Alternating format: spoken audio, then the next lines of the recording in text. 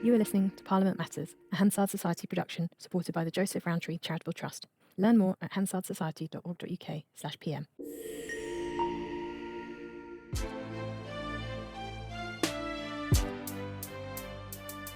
Welcome to Parliament Matters, the podcast about the institution at the heart of our democracy, Parliament itself. I'm Ruth Fox. And I'm Mark Darcy. Coming up in this episode. Is the way Parliament works at the root of the country's problems? One old Westminster hand, peer Lord Goodman, certainly thinks so. Deck chairs on the Titanic or a decisive new phase in Keir Starmer's government? What impact will the latest Downing Street changes have? And is ChatGPT now writing common speeches? Are we witnessing the rise of the cyber MP?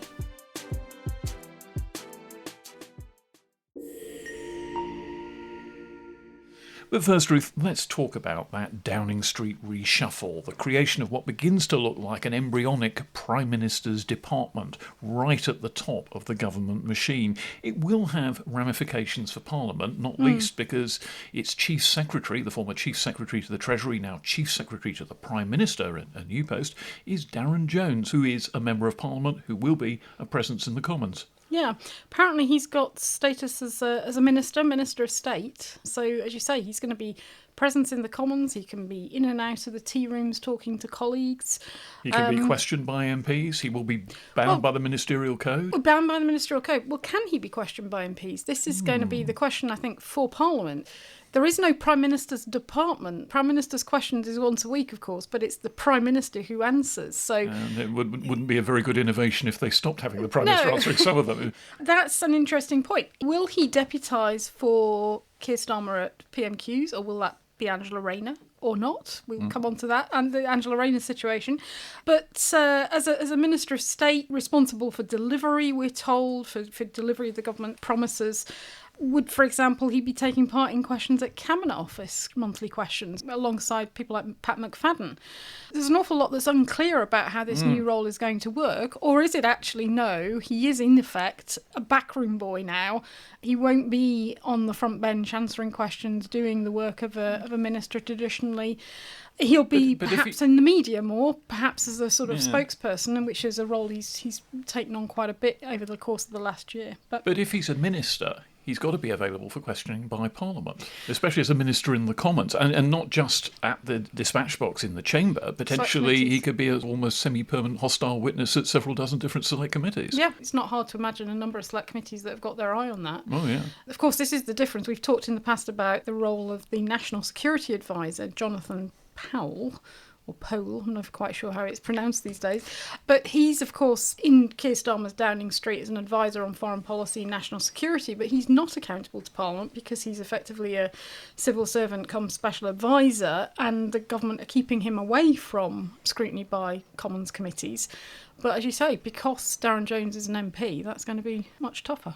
Yes, indeed. And as you say, an interesting question is, would he be taking Prime Minister's question time? Well, there is a Deputy Prime Minister. There's Angela Rayner, who, I don't know, at the moment might quite welcome having somebody else standing up and deputising for the Prime Minister, but in the long term probably wouldn't if she still stays. And we're recording this before we know what Angela's fate may or may not be. Listeners, by the time you get to listen to this, she might not be Deputy Prime Minister, who knows? But that leads us to the question of a bit of kind of crowding at the top, because we have the Prime Minister, we have a titular Deputy Prime Minister, currently as we record Angela Rayner.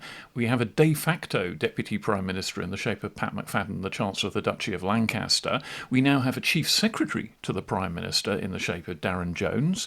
And of course there's a Chief of Staff to the Prime Minister, so there's suddenly quite a number of people milling around Downing Street with various roles that put them at the top table. And I think the question that has yet to be resolved on this, and even the players in this particular power game may not know the answer yet, is how that plays out. Who's going to emerge on top? Who has the ear of Sir Keir Starmer and who doesn't? Yeah, well, this is one of the criticisms of how Keir Starmer's organised his operation for some time, both in opposition and now in government, is that clear lines of responsibility. In the end, the titles don't matter so much. What matters is what are they in charge of? Are they the responsible person for that? And do other people know that they're the responsible person for that? And I think one of the concerns is that there are multiple people at the top of government who may have different titles but share or seem to share responsibilities, and therefore you end up in these turf wars. So delivery for the government's programme, is that Pat McFadden in the Cabinet Office, as we've been previously led to believe?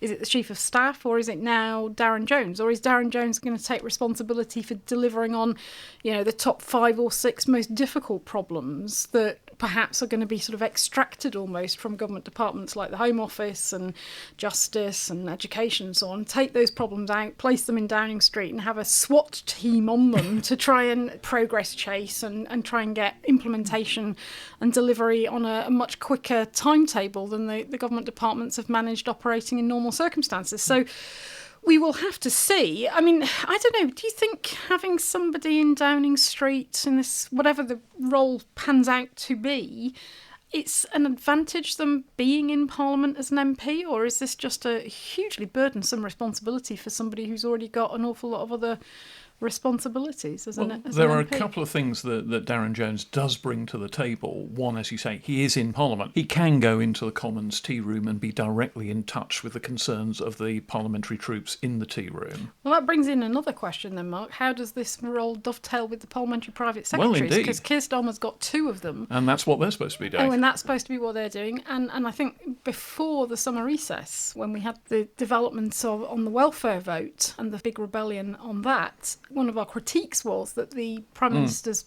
parliamentary private secretary operation, so the backbench MPs who are his eyes and ears in the Commons, are perhaps not the right people. They haven't got the political antennae, the political heft, the political weight to be undertaking that role. Well, there's a question there, isn't there? Because you can be bringing the best intelligence in the world into the centre of your operation, but if it's not being listened to, what do you do then? So we don't quite know what's going on under the hood of the prime ministerial machine. But what is clear is that it has had some major misfires already, and time is beginning to run out. It's now more than a year into Sir Keir Starmer's premiership. You'll be looking at an election in about 3 years' time, and things aren't going awfully well at the moment, and there's less and less time in which to set them right. So there's that. Now, Darren Jones's role is an interesting one here, because he seems to have an economic policy delivery mission, and he was Chief Secretary to the Treasury, which meant he had a cross-government role. He was in all the big financial negotiations about government spending with all the departments, so he'll have a very, very strong knowledge of what's going on right across government, and he brings that now to the Downing Street table. And there's also this point about connection with parliamentary opinion, which is that he's not at the bottom of the Downing Street operation, he's at the top, or at least fairly close to the top. So perhaps the idea is that he will funnel in the concerns of the troops much more effectively. That's yet to be tested, but maybe that's part of the theory of this appointment. Yeah. Well, he's certainly got a wide-angle lens on sort of the policy positions in all those government departments, as you say, because that's the role of the Chief Secretary. They have to pore over the budgets of each individual department. It wasn't clear that out of a comprehensive spending review process that was supposed to look at every line of expenditure, that there was much in the way of savings made or things being stopped, as well as new areas of spending. But he certainly knows what it is that the departments are doing and why. But that role also means that you ruffle feathers, precisely because sometimes you do have to say no, or you have to, question in quite a challenging way why departments are doing what they're doing. So he will have made some political enemies amongst his ministerial colleagues. But it does betoken a strong new focus in Downing Street on economic policy. And of course, the Prime Minister's also appointed a personal economic advisor, which may or may not help things. I'm long enough in the tooth to remember Sir Alan Walters, Margaret Thatcher's personal economic advisor, putting her at daggers drawn with her then Chancellor Nigel Lawson, and that was one of the things that in the end precipitated Margaret Thatcher's fall. It was one of the early pebbles in the avalanche. That suggests too that the Prime Minister wants to take a bit more of an influential role on economic policy rather than subcontract it entirely to the Chancellor. Yeah, he's certainly not paid much attention to economic matters since he took over as Prime Minister, and therefore having an extra pair of eyes and ears will be good. I mean, I think the difference, certainly with the Thatcher years, would be where Sir Alan Walters was in opposition to and known to be take a different view to the policies of the then Chancellor Nigel Lawson. That was why the relationship, in a sense, fell apart. So Margaret Thatcher was deliberately employing somebody to give her advice that was diametrically opposed to what her Chancellor was proposing. proposing.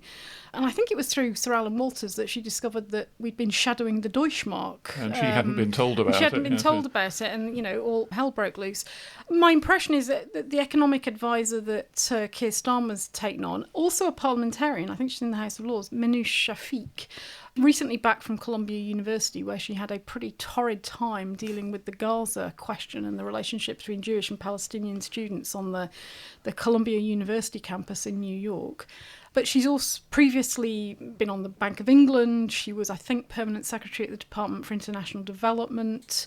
She spent time at the head of the LSE, the London School of Economics. So she's got a wide and varied background, but it's not, I would say, somebody who's necessarily got very strong economic instincts that are diametrically opposed to the direction of travel of Starmer or Rachel Reeves' approach to government. She's certainly not an open critic, and it is possible for a Prime Minister to have an economic advisor and not fall out with their Chancellor. I mean, Tony Blair did famously fall out with Gordon Brown at a very subterranean level, but it wasn't necessarily the kind of open feuding that led to Margaret Thatcher's downfall. He had a guy called Derek Scott giving him independent economic advice, and you do need a little bit of a counterweight. It's just part of the process, but it's the fault line in governments if it goes wrong. If Chancellor and Prime Minister fall out, as for example David Cameron and George Osborne never did, that if they fall out, there is great trouble ahead. Well, we will see what happens. Another issue that we're waiting on is, as we've just sort of alluded to, this question about Angela Rayner's future as Secretary of State and Deputy Prime Minister, because of the kerfuffle around her accommodation arrangements and the buying of a home in Brighton, and how she spends... actually. Oh, Hove. Sorry. As they say in Hove. Hove, actually. Yeah, I gather this is an important distinction. In Hove. Anyway, let's just say Hove is quite a long way from her constituency. Yes. This question is with the Prime Minister's advisor, Laurie Magnus, who will report on whether or not he thinks she has broken the ministerial code or not. And the thought is that report may be sooner rather than later. Yes, indeed, you may be hearing it, listeners, by the time this actually hits your podcast feed, and we don't know what's going to happen yet. Presumably, if she is to depart government, that will create a very big hole at the top, and presumably bring forward the reshuffle that Keir Starmer was alleged to be making this week but hasn't, and was said to be delayed, and possibly a more significant reshuffle than he planned, because the rumour over the summer recess was this would be a reshuffle of the junior ranks, not the cabinet, but he may have no option. So we'll have to see. I mean, it's presumably not just a potential cabinet reshuffle, but also potentially an issue in terms of the role that Angela Rayner occupies as Deputy Leader of the Labour Party. Yes, well, both of those may be up for grabs. I don't see how you can say, I have sinned and therefore can no longer be Deputy Prime Minister, but I can still be Deputy Leader of the Labour Party. So if there is to be a resignation, I would guess it comes as a package deal. You lose both the Deputy Premiership and the Deputy Leadership of the party. Maybe they can find a way to split that difference, I'm not so sure. Yeah. Another person who's been making the headlines, but not in Parliament, is Nigel Farage. What do you make of a leader of a political party going to another country to basically complain about his own country's rules on free speech, when, let's say, that country's rules on free speech are not exactly pristine either? I mean, he's basically gone to Congress, given evidence, and the sort of messaging back is that he thinks that the American administration should take action and almost deploy sanctions against the UK for its rules on free speech restrictions. Well, his case was slightly bolstered by the arrest of that Father Ted scriptwriter for some tweets by 5 officers crowding onto a plane somewhere, which is just an extraordinary case. But all the same, I do wonder whether this might be Nigel Farage's first major political blunder. I don't think it's a good look to go abroad to criticise your own country. And least of all, go abroad to the parliament of another country and criticise it there when you're a member of the parliament of this country and you're not in that parliament. Yeah. I mean, the US government is checking the social media profiles of people going to the United States, particularly those, of course, who want a visa and to stay there. So the idea that it's perfectly fine to criticise what's happening here whilst doing that in the United States, where that's their position, just seems to me to be bizarre. I suppose that there are a number of people now who might otherwise be considering a visit to the United States who don't think they're going to go to the expense if they're going to be turned back at the border or worse still sent for a stay in sunny El Salvador without any due process or chance of appeal. So I think that people who do the kind of thing that Nigel Farage has just done are possibly getting into very dangerous territory. I'm pretty sure that he won't be able to say a word in Parliament without people heckling him on this point for quite a while to come now. And as I say, I think it may be the first real political blunder he's made in quite a while. Yeah, and he was tackled on this question of, well, why aren't you in Parliament when it's been in recess for all these weeks and now all of a sudden it's back and you're abroad again? I'm paraphrasing considerably, but he essentially said, well, what's the point of me sort of sitting there on the back benches, can't really do anything. And I do think this is something that Reform's going to have to think about. They're still ahead in the polls. The conversation politically has moved on to a degree of seriousness about the prospects of a Reform government, and them being in front of the two main political parties here, the two Labour and the Conservatives. So they've got a degree of credibility as a result of these polls, of the prospects of a future Reform government. If that's going to be the case, there's only, what have they got, 4 or 5 MPs now? They've lost a couple along the way. Yeah. They are going to have to go, if those poll results were to transpire into an outright Reform government, they're going to have to go from, let's say they pick up a few more in a by-election, they might have 10 seats by the time of the next general election, let's say.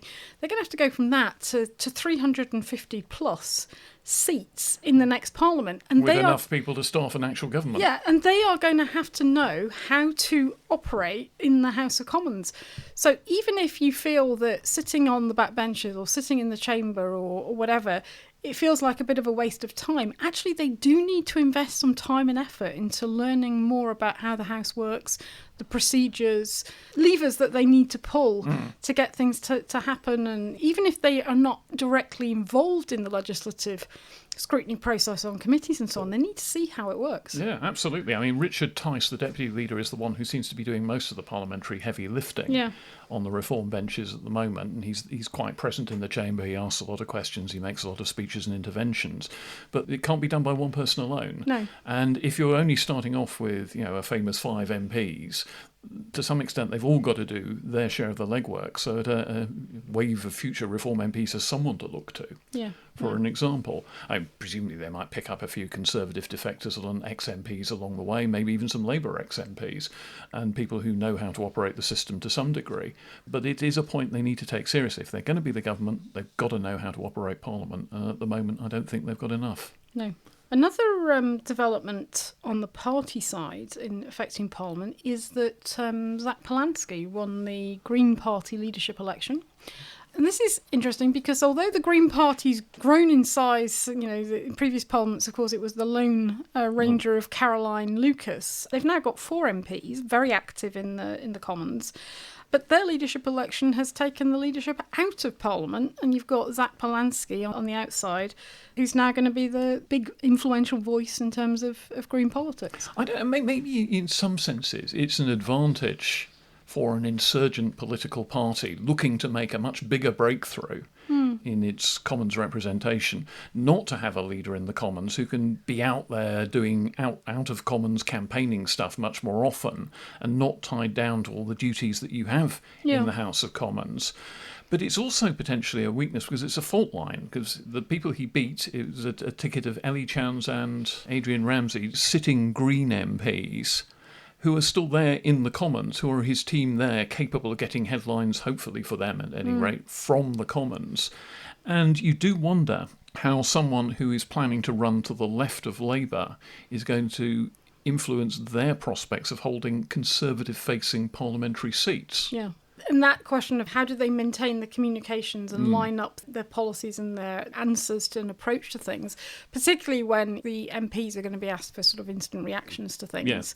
And are they all going to be singing from the same hymn sheet? That's exactly the point. There's a very obvious potential fault line there for other parties to exploit. I mean, Zach Polanski's a member of the Greater London Assembly, so he may have some duties there that tie him down a bit, incidentally. But at the same time, he's got to be out in the country saying stuff, being punchy, taking controversial lines, and he'd better be sure, I think, that his MPs agree with him, because otherwise there might be trouble. I mean, one particular task he's got, his election's already been welcomed in a tweet by Zara Sultana, is how they relate to Jeremy Corbyn's nascent new party, also to the left of Labour, potentially fishing for voters in much the same waters as the Greens.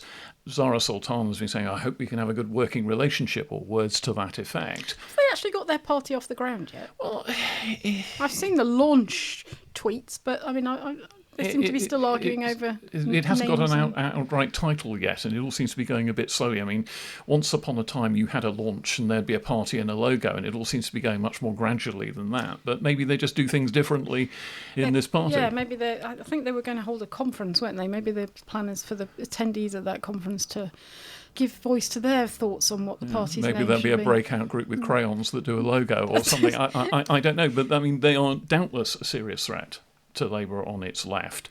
But if they and the Greens are competing directly with one another across the country, I think that threat is probably diluted a bit as far as Labour's concerned. I don't know if they need to have anything as explicit as an outright electoral pact. They could do essentially what Labour and the Liberal Democrats did in the last election, which is make an effort not to tread on each other's toes too much. And that would be all that was needed, and it could all be very sort of backroom and unstated. And maybe that's all right. Maybe there isn't a great overlap in seats that the Jeremy Corbyn party could win and the seats that the Greens could win. Maybe they each feel they reach the parts that the other side cannot reach. But that's something to keep an eye on as well. Though. Yeah. It's never boring, is it, Mark? So we're a year on from the election, and all these sort of party machinations and developments are, and they've all got implications for Parliament in some form. Oh, yes, absolutely. I mean, the party system as we have known it for centuries, really. Essentially, the Commons has always had two big parties and a few minor players off, except in a very few short historical eras. And now, quite suddenly, the system is fragmenting in all sorts of different directions. I mean, the Conservatives have a threat to the right of them. Labour have a threat to the left of them. The Liberal Democrats in the middle have the biggest parliamentary contingent they've ever returned since the days of Asquith. So there's a very, very different parliamentary landscape out there now, which is simply not reflected in the way the Commons operates. No. And the Commons, I think, is going to have to adapt, and we've talked about this on this pod before, to a much more multipolar system than it's been used to. Yeah. Well, with that, let's take a break and come back and talk about another development that is affecting how MPs operate in the Commons, and that's the rise of the cyber MP. See you in a minute. See you soon. And we're back, and Ruth, I can unite the strands of what we're talking about a bit here because of a remark that an MP made on social media a while ago, that he could understand what it would be like to live in a world dominated by emotionless artificial intelligence with no human empathy, because he'd just been in a meeting with Darren Jones, who was then Chief Secretary to the Treasury. Rather a cruel comment. I think Darren Jones is a pretty able politician and a pretty able operator, and we'll be hearing a great deal more of him. But AI is suddenly percolating into the work of the Commons. People are starting to count the use of AI-sounding phrases in MP speeches, and it seems to them that this indicates that AI is writing a lot of Commons speeches. Well, there was a really interesting article, Mark, over the recess by Zoe Crowther for Politics Home when she looked at how MPs were using AI, and she did the research, I think, on Hansard about are MPs using particular phrases and so on that they've garnered from ChatGPT in their speeches. And the thing that stood out was that the phrase "I rise to speak" had been used 601 times across the Commons and Lords so far this year, compared to only 131 occasions in the first 8 months of last year, and 227 times in 2023. So it's been on the rise. I mean, it's not really a phrase that's ever...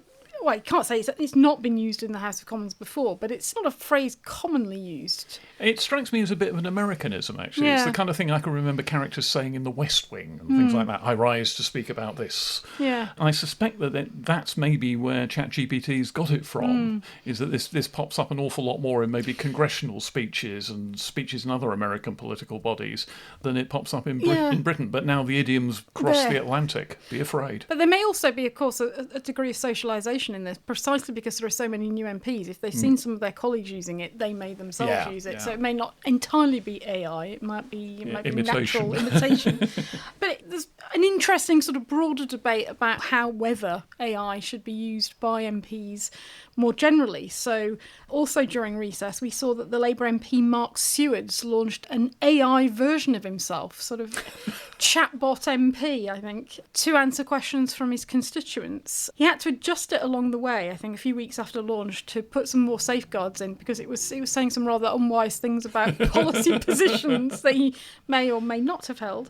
There's that sort of development. But it's an interesting area of innovation. But the question is, how useful is it really? And how scalable is it? We know that apparently Parliament has been piloting a scheme for MPs to use Microsoft's own AI system called Copilot for tasks, basic sort of administrative or operational office tasks such as summarising reports and correspondence. That's been also used in the civil service, and government have been running pilots on this. Now Parliament is. And you can see how that might work. But you can see a kind of dystopian future here where MPs get AI to write parliamentary questions that are then answered by the departmental chatbot. And no human being, no human intervention at any point. Yeah, well, if you read some of the questions and answers at the minute, you might think that's already happening at scale. Yes, I mean, this is the problem, isn't it? If you're going to leave it all to ChatGPT, then what's the point of having the MP? You might just as well churn out. Save a lot of money. Yeah. I think the inevitable answer is that it can be used, you can see how it can be used, for example, to summarise or to edit or to proofread documents. But in the end, you need that human intervention to fill out the policy detail, fill out your views. I mean, for example, you can't see how ChatGPT is going to answer a constituent's piece of correspondence on the assisted dying bill and what your views are on that. I mean, when it comes to complex moral questions on which there's no party line they can extract from a manifesto, well, I'm having what do you do? I'm having serious generational problems with all this. I mean, I'm sitting here holding my hand-sharpened goose quill pen and dipping it into my inkwell and scribbling notes as we go.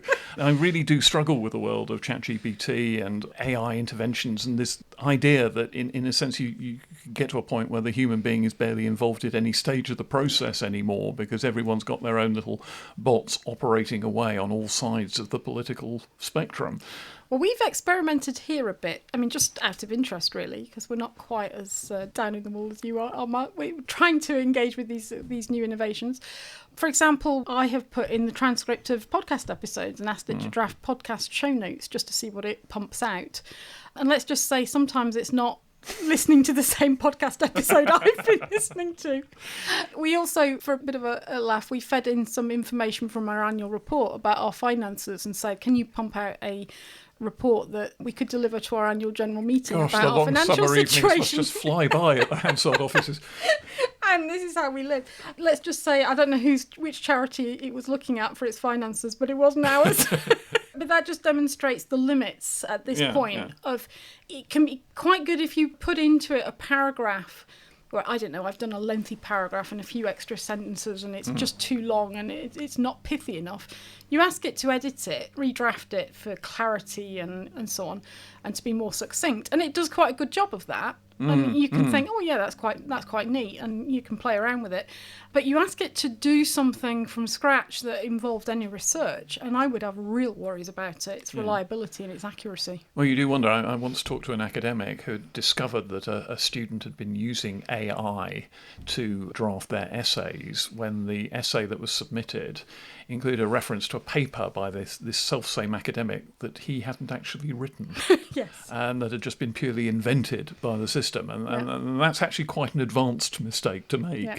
But there are clearly dangers. MPs have always used technology where they can to try and lighten the workload, essentially. So, even 40, 50 years ago, you could write to an MP and get a stock answer on the question of the route of the proposed local bypass or the closure of the A&E or whatever the local constituency issue was, just topped and tailed with, Dear Mr. Jones, this is what I think.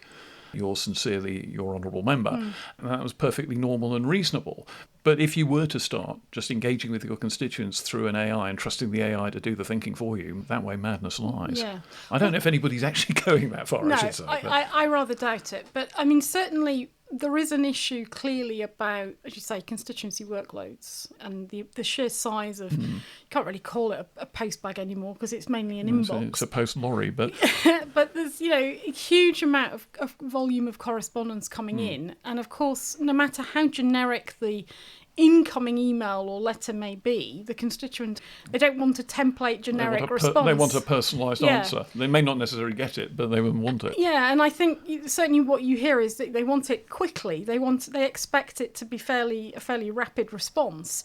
Whereas 20, 30 years ago, the expectation would be, even with a better postal service than we have now, that they probably wouldn't get a response for a couple of weeks.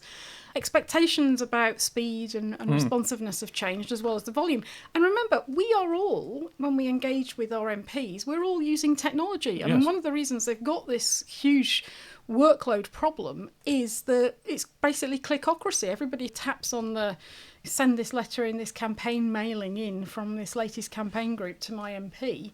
There's no aversion to them using technology to send it in. So you've got to think about, from an MP's perspective, are there ways to use AI to manage their workload more effectively? Long gone are the days when Enoch Powell could sit in the House of Commons library handwriting a response to every constituent's letter. Presumably there weren't much more than 10 of them at a time. But I do wonder still whether there is a cachet that attaches to receiving a letter through the post, partly because it's so unusual these days. I don't know about you, but I get very few letters through the post. A nice cream letter with the House of Commons portcullis embossed on it, nice cream, heavy notepaper inside, compared to the email in your inbox. Yes, and a signature done with a fountain pen. Yeah. Those are the days. Yeah, I just wonder if there's a certain cachet. Certainly when I was working for an MP, you used to get quite a good response from those kinds of letters, as opposed to mass campaign responses sent by email. And with that, Ruth, shall we take another break? And when we come back, we're going to be talking to Paul Goodman, former Conservative MP, now Conservative peer, political editor of Conservative Home back in the day, about his thoughts on why economic growth may require parliamentary reform in Britain. Yeah, let's do that, Mark. But just while we do, to listeners, a couple of ways you can help the pod while you're waiting for us to come back. You can review us on your favourite podcast app. We've had some wonderful reviews over the summer, so thank you for that. But please do, if you haven't already done it, please do so, because it really helps other people find us and tackle the podcast algorithms that neither Mark nor I understand, but we're told it helps. And yeah, if pass on the details of the podcast to any friends or family members or co-workers that you think may find the podcast of interest. And we'll see you in a minute. See you soon. And we're back. And Ruth, there's an awful lot of talk sloshing around the country about various ways in which we could be governed better. How could government be reformed? How could the system deliver better results for the citizen? But one thing that isn't talked about quite so much is where Parliament might fit into the process of making government more effective. There are all sorts of think tank ideas out there, not least from ourselves at the Hansard Society, but it's not been part of the mainstream political debate for quite a while. But one old hand who thinks it ought to be is Lord Goodman, former Conservative MP, fellow of the Policy Exchange think tank, now a member of the Lords Delegated Powers and Regulatory Reform Committee, who does think that something ought to change. He said in a recent article that MPs lead a dog's life, and making Parliament better was actually crucial to making the economy better as well. Ruth and I met him to explore exactly what he meant by that. There's a lot of interest at the moment in making government better, in making legislation better, making government better, whether that's civil service procurement, how number 10 works, the relationship to number 10 in the Cabinet Office, and making the departments better. So there are all sorts of arguments and ideas about splitting up the Treasury or dividing the Home Office, or if you're on the right, returning the law lords to the House of Lords from the Supreme Court. I think Parliament is the missing element, and Parliament is sometimes treated in all this as though it's a horse. It's just a horse to take you where you want to get to these various improved ends. And the best means of getting there is just to sort of flog the horse and make the horse work harder. But actually, I think the horse, collectively, to pursue this rather convoluted metaphor, isn't really working, in particular what you might call the front end of the horse, namely the Commons. So enormous interest in Lords reform. Do you appoint more people to appoint fewer? Do you elect it? To my mind, this is a dangerous thing to say as a peer, quite a lot of the problem is down in the Commons, because the Commons should do, I think, three things. One is debate, another is scrutinise legislation, and the third, because of the way our system works, is provide ministers. And for one reason or another, it's not doing these things as well as it might. So you're speaking, of course, not just as a peer, but with the authority of a former MP who's actually sat in that chamber and been in Commons debates. I just want to reflect a bit on how the Commons has changed, for better and for worse. So When I first stepped through the door as a young researcher in 1978, longer ago than any of us care to remember, Labour was the party of, well, Labour. There's a smattering of the usual university dons, but miners, electricians, engineers, manual workers, and so on. It's the party of Labour. Tories are the party of capital. So they are landowners, high-earning lawyers, city financiers, and so on. That, I think, has changed. And part of the reason for that is, and you have to award the prize or wooden spoon to the Liberal Democrats. I think Liberal Democrats really invented and pioneered and popularised the idea of the Member of Parliament as the constituency champion.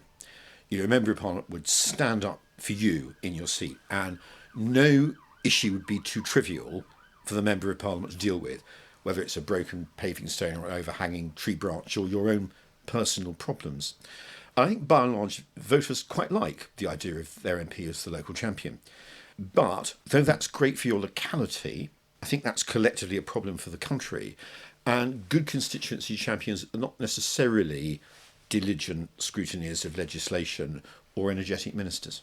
The argument here is that the new breed of super councillor MP are purely locally focused and aren't going to be spending time going through the details of the Widgets and Grommets Act and making sure it works properly. That's not their prime priority. I think if it were their prime priority, Parliament wouldn't have changed in the way it has, some of which is to reflect working in the modern age. So far more is done in Westminster Hall. There's this sort of plethora of all party groups with a kind of Wild West out there. And there's this enormous lobbyocracy that will campaign, push you to do a Westminster Hall debate. You do the debate, the minister answers, everyone's happy, but it's not improving the quality of legislation or the quality of government. So what would you do to improve the quality of legislation and government? Because we've got an argument at the Hansard Society and have had for quite a number of years now that, yes, it's precisely this. MPs, certainly in recent previous parliaments, have abdicated their responsibility to some extent for legislation. And that one of the problems is the way that we legislate today is no longer really fit for purpose in terms of the times we live.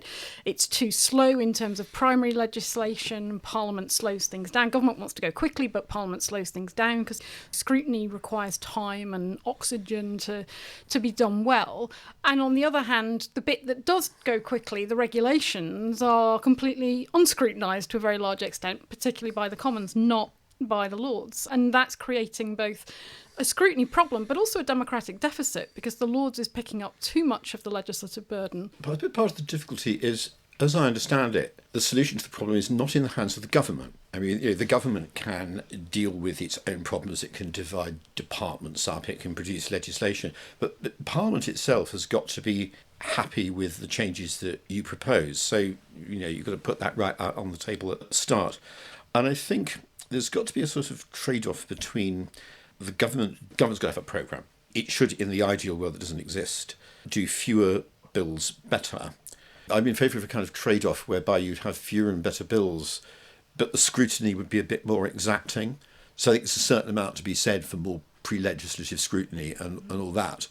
And I think, if I was being a bit critical about thought on the right at the moment, I think thought on the right at the moment is just keep flogging the horse and kind of forcing your legislation through in order to get the results you want. And if you do that, you end up with very bad legislation. By coincidence, since I arrived in the Lords, I was chucked on delegated legislation. And you're on the delegated powers and regulatory reform delegated committee. powers. Yeah. And that really kind of opened my eyes to what people in the Lords think about what has been happening to legislation whereby governments of both parties produce a bill.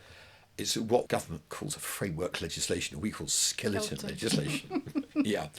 Whereby basically we will write the headlines as ministers for the Commons to consider and fill in all the details afterwards. Or even more pernicious, this will give us the power to implement our policy when we figured out what our policy is later. Quite. But I expect one of the drivers is ministers and civil servants kind of know that the Commons doesn't really do scrutiny thoroughly anymore. So for that reason, it thinks it can get away with doing this and no one's going to complain. So part of the answer must be the government doing fewer bills better, but also the Commons has surely got to take a bit more control of what goes through it itself. That's the trade-off. This is the perennial question. So Yeah. when parties are in opposition, they complain about this. When they're in government, they welcome the powers. And what they've criticised in opposition, they're quite happy to do once they've got their hands on the ministerial reins of this legislative horse we have. So how do we persuade ministers to undertake reforms that would effectively constrain their ability to legislate? It's incredibly difficult. And this is the elephant in the room all the time with parliamentary reform, because although you say it's for Parliament to decide, it's actually the government that's got to lay the motions in the House of Commons to do it. I'm afraid the only solution I can offer is that restructurings of the economy and the political scene tend to happen when there's a crisis. Yep. Like, in my memory, it's 1976, great economic crisis, and then the government has to change its economic policy, or 2010. I suspect, I haven't thought about it a lot, so I don't know, that there will be a crisis to do with the upper house, possibly, that will have a knock-on effect on the lower. So, for example, if we get in future some sort of government of the right that's more like a sort of reformy conservative kind of reformy government, and we have a chamber with no hereditaries in it, on what basis do you appoint? How many peers would a reform government be entitled to? 50? 100? Nobody really knows. And so the knock-on consequences might produce a crisis. But you're surely right that ministers won't do this themselves. Remember when I got put on delegated powers, Patrick McLaughlin, Lord McLaughlin, who chaired it, said ministers have this road to Damascus experience, right? When they stop being ministers and go on committees like delegated powers, they have this experience and change their approach. Of course, it's also true the road to Damascus does run both ways. Yeah, well, Gerald Kaufman always used to talk about people doing a 4-minute mile up the road to Damascus, and bada bim. It's very interesting, isn't it, that you get this situation where people go into the House of Lords after perhaps quite a long and exalted Commons career and suddenly start talking about reforming the structures that they had previously been quite happy to operate. It's usually when the other side's in charge, as Ruth was saying. But it's a different matter to come up with a really good, coherent design for this, because what you're really talking about is all singing, all dancing reform of the structures of Parliament, which is something governments have historically just shied away from. It's too much trouble and nobody outside SW1 cares about it. That's right. And two ideas I floated, both of which are immensely problematic, were one, taking the restrictions off outside earnings to some degree. This is particularly a conservative preoccupation that, of course, MPs are in, I think, the top 3% of earners. Yeah. You're very well off if you're an MP compared to average member of the public. But for a lot of the Tories, the comparison isn't with your average member of the public. It's with the man or woman you're at university with, right? And they're earning X times as much, and they don't have the restrictions on their outside earnings. And of course, business is a risky thing, but the risk of losing your seat now, because the turbulence is higher than it was, you are putting your family in the front line. 2 MPs have been killed. I mean, I'm painting a bit of a sombre picture, but it is rougher and readier than it was. I think you've only got to talk to women MPs who've arrived recently to discover that they are in the front line of this anxious and angry public mood that's got a lot to do with immigration. You put your finger on it. There is an issue here that most of the general public would think that a middle-class bloke or woman of modest taste could probably just about muddle by on 93 grand a year. Quite. And it's a very difficult ask to say, A, pay them more, or B, let them moonlight, which would be how a lot of people would see it. Well, and the alternative is you go with the flow. You say, right, OK, people want constituency champions. Let them have them, but let them do legislative scrutiny properly. And you take your ministers out of the Commons. To some degree, this is happening anyway. If I look across the Lords at the government front bench, Timpson is doing prisons, Jackie Smith is back doing education, Patrick Vallance is doing health, Hendy, who did transport for London, is doing transport. Some of these people are not actually particularly political, some are, some aren't, but rather like Rishi Sunak putting David Cameron in the Lords, or Gordon Brown's goats.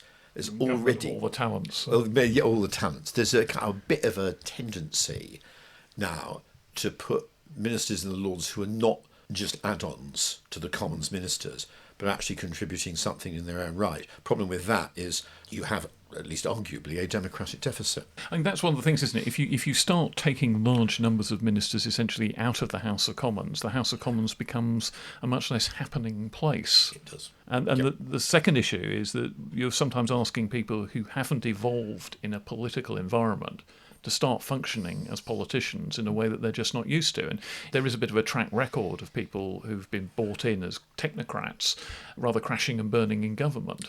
So I think there are people who are really good at business, who are really good at politics, but they tend to be people who are primarily politicians first. So, a classic example would be Michael Heseltine. An example of a business person who didn't make it was, I'm going really back in time, was I think John Davis under Ted Heath, right? Just Ruth discussing him earlier. we discussed this earlier, yeah. Right, I can't, because I was only 13 at the time, I can't remember the ins and outs of it, but I'm a bit resistant to this idea that you just bring in business people and they'll govern efficiently, because as I understand it, business is about the bottom line, it's about making a profit. Politics is about trading off lots of different things and bringing lots of different people with you who you may think are less able than you are.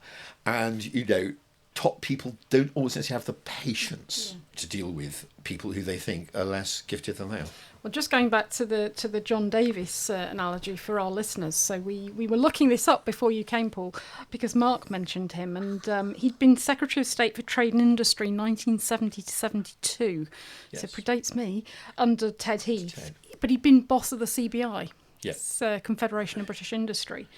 And one of his problems clearly was around communications, which I think is a problem for business people, because they're not used to having to communicate on a daily basis in such a public way. Their communications are internal and private in business, whereas once they become ministers, they are on a national public stage, and both in the Lords and outside, every word is scrutinised. Well, he came a bit of a cropper, because he said in one speech, "We believe the essential need of the country is to gear its policies to the great majority of people who are not lame ducks." I mean, and this was in, the more reverential era of the 1970s compared to today. I mean, now, you I don't know how long he lasted. He lasted 2 years as a cabinet minister. You'd last 2 hours, right, by the time X had finished with you. You can bring business people in from outside. You can bring lots of people from different backgrounds in from outside.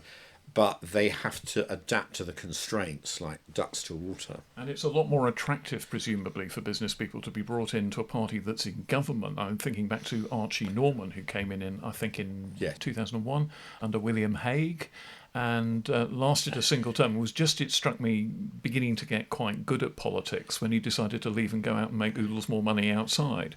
He was boss of Asda. That's right. And so he was a pretty senior business person with a lot of expertise, and he revamped Conservative Central Office. But I think he'd have been much happier revamping a government department and doing actual policy work. So it's far easier when you're in power. Yes, that's right. That's one of the famous examples that's battered around about whether coming in from business helps or doesn't help.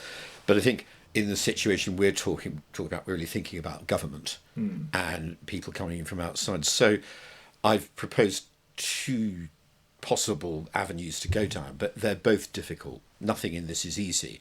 The alternative, of course, is you just leave everything as it is.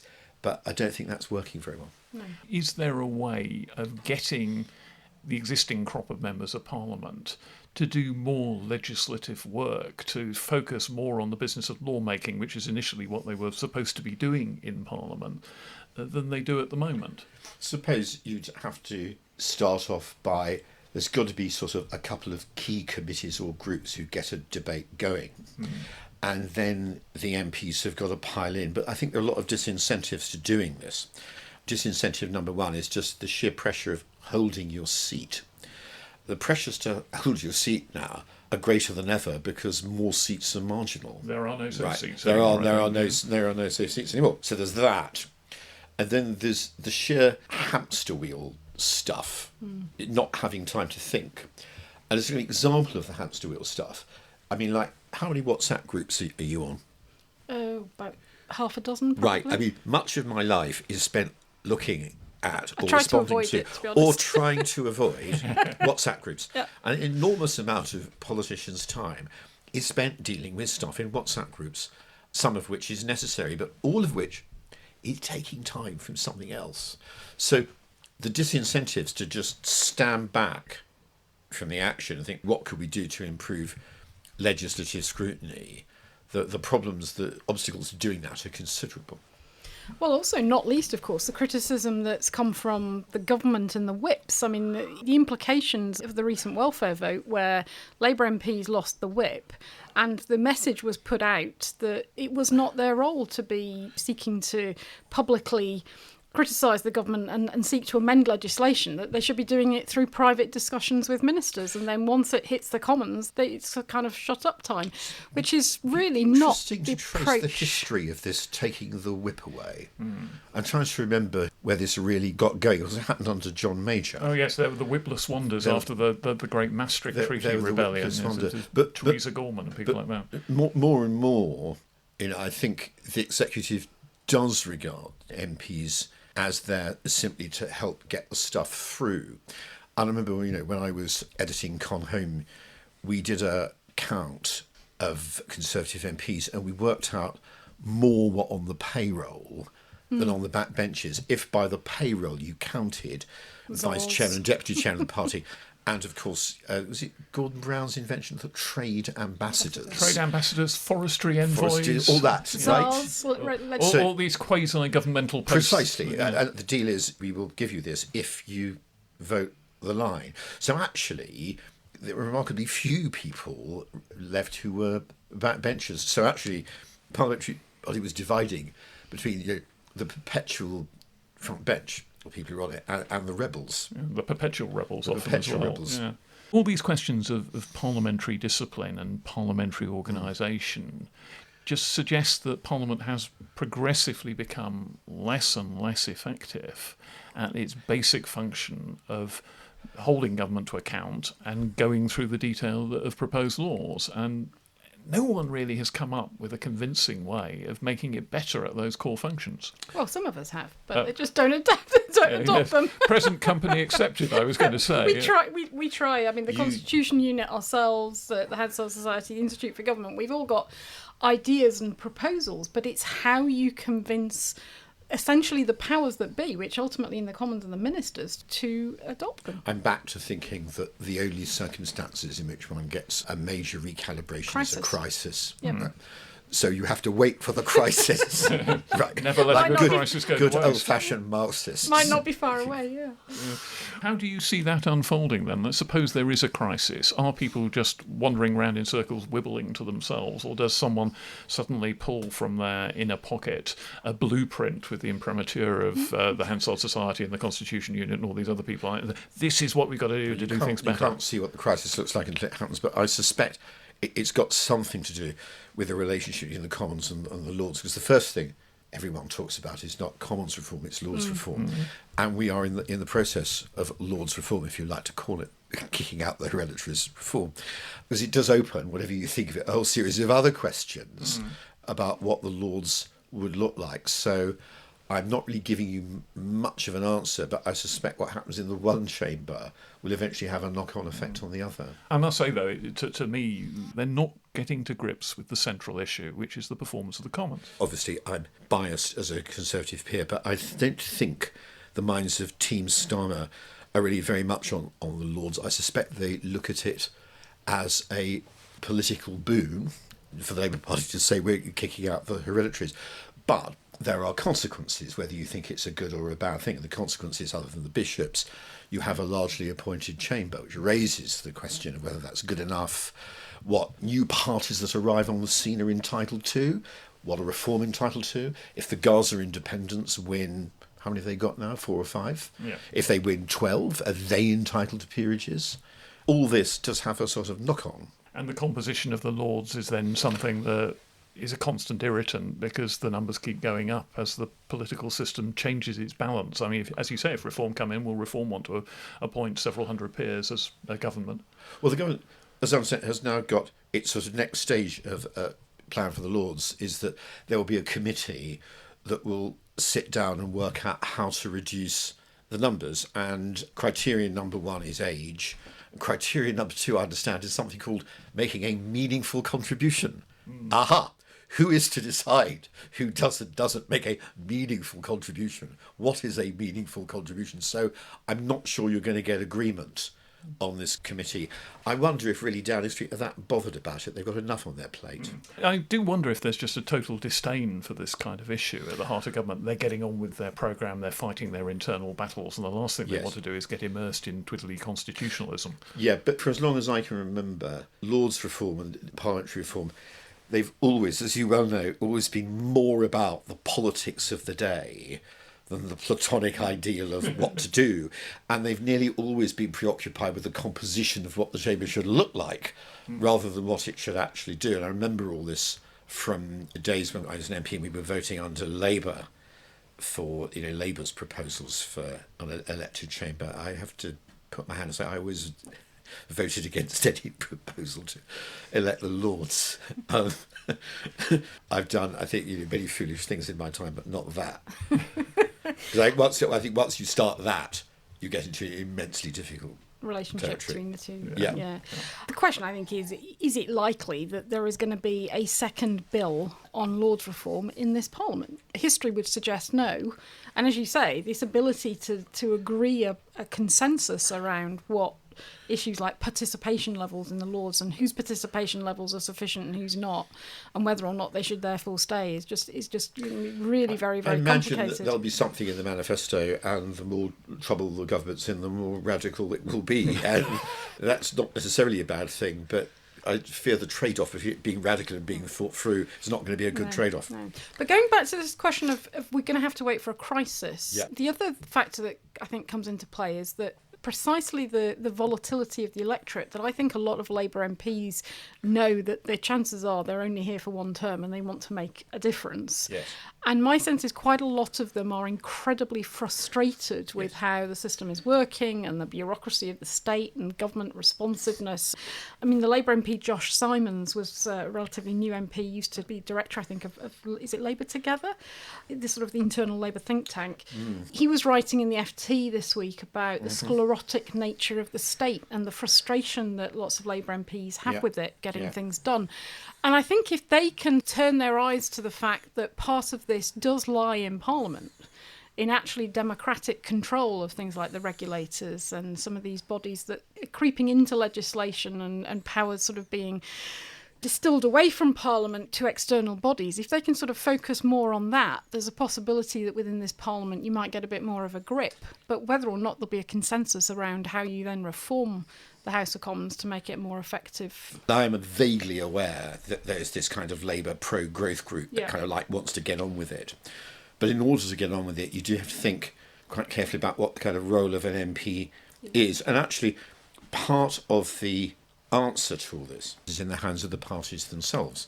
With candidate selection, there's immense pressure on the machine to choose people who will be good constituency campaigners, because that's what the voters want. In the short term, it's where the imperatives of the system drive you. So it's all about the party machine delivering a warm body wearing the correctly coloured rosette at the next election, rather than finding future ministers, people who are going to be able to think white-hot great policy thoughts and then deliver them in government. It's in the hands of the parties to sort this out. If they take the view that the electoral pressures to have people primarily constituency campaigners are so great you can't really do anything about it, that's the way it will end up. But if that happens, you'll get relatively fewer people who are good managers. And I'm always surprised that there's as much top-rate talent in the parties as there is. And generally, I think it's probably true throughout recent history that they've been kept going at the top by, in the Thatcher years, there's a core of about 10 or 15 people, probably about the same now. One of the things that always surprises me is that parties of government don't seem to make the connection between being able to really deliver and winning the next election. You can see this in books in America like Abundance, where the Democrats are now talking about, well, what we've got to be able to do is deliver good things for people when we're in government at state or city level, and we're failing to do that. Similarly, surely governments have to think a lot more about how they actually get the goodies they're promising people to those people. And they don't seem to do it. I mean, I don't know if the latest shuffling of the chairs in Downing Street is going to make much difference to that result. Well, question I'd ask you about that is, what's the most effective means of delivering stuff? So who've been the most effective politicians of the last sort of 10 or 25 years? Now, whether you like them or not, people like Gordon Brown or George Osborne, highly effective politicians. Why? Because they got a few simple, clear ideas about what it was that guided them. In Gordon Brown's case, it's more state intervention. In George's case, he wanted a sort of smaller state. But there was a plan. There was a plan, right? Yeah. Once you have a plan guided by ideas and beliefs, then I think it becomes easier to deliver something rather than less easy. Rather than just thinking, we've got to deliver good stuff, because that raises the question, how do you do it? Perhaps one of the problems with the current government is that it doesn't seem to have all that much of a plan.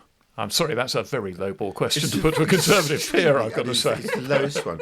The question I'd ask is, if that's true, I think it's true, I'm not going to dispute it.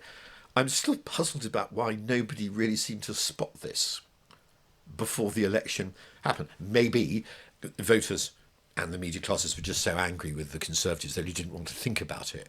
But it seems quite astonishing to me that they've arrived, this great sort of roll of drums and blare of trumpets, and there really doesn't seem to be a plan, for example, for public service reform. So what are the principles that unite the education reform and the health reform? They seem to be going off, if I understand it rightly, in sort of completely different directions. It says something about how the media cover the elections. It says something about the kind of questions we as the public, as the electorate, ask at elections. But it also says something about how the higher echelons of the political parties operate. Because surely if you're sitting in shadow cabinet in the run-up to the general election and you can see the polls, you know there's, barring disaster, there's a very, very good chance you're entering government and you haven't got a plan. But I think a lot of this is the WhatsApp culture. Yeah. We're so busy fighting for the present. day-to-day. We're so busy dealing with X. We're so busy sorting out the problem in our WhatsApp groups. We're so busy with the constituency problem. We're not thinking, hang on a second here, we've got a quite restrictive financial framework. We've got MPs who lean to the left. How are these things going to work together when we come to do welfare reform? And I think part of it seems to be a question of kind of like time management and strategic management. Does that seem... No, absolutely. I mean, one of the problems I always have with MPs is they accept invitations to every meeting under the sun, and you sort of sit there and think, why are they going to that? Telling you that they're exhausted, and they're going to all these evening receptions and having their photographs taken with the placards for social media messaging. If you want to get an MP along to an event in the evening, you need to include a social media opportunity these days. There is this sort of desire for just step back and say, why am I doing this? It's an interesting question about the hours, because part of the argument for the present hours is all those long hours, the old hours, were kind of very family unfriendly. But what's the point of these family friendly hours if actually you're here, your family is somewhere else? Whose family are you being friendly Whose towards? family are you towards?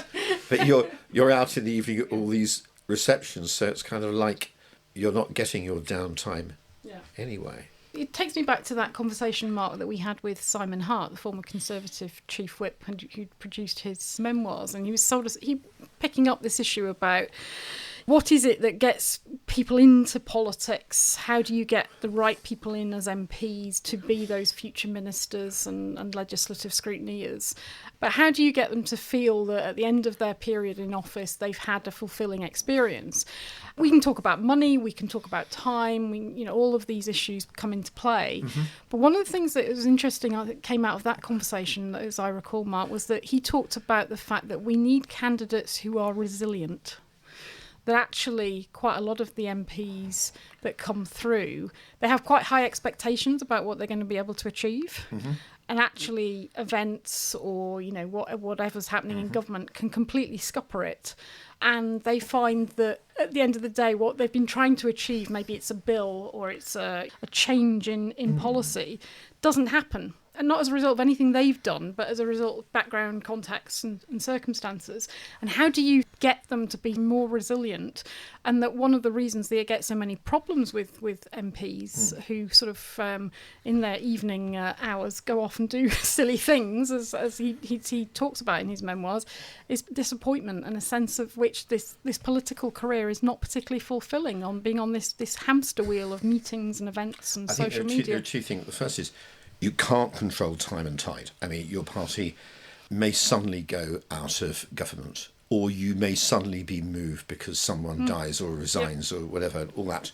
But I think the role model here for success, although he was lucky in terms of when his party was in office and not, your role model really is Nick Gibb, who went into politics as a kind of ambitious conservative and got really sort of caught up in education reform.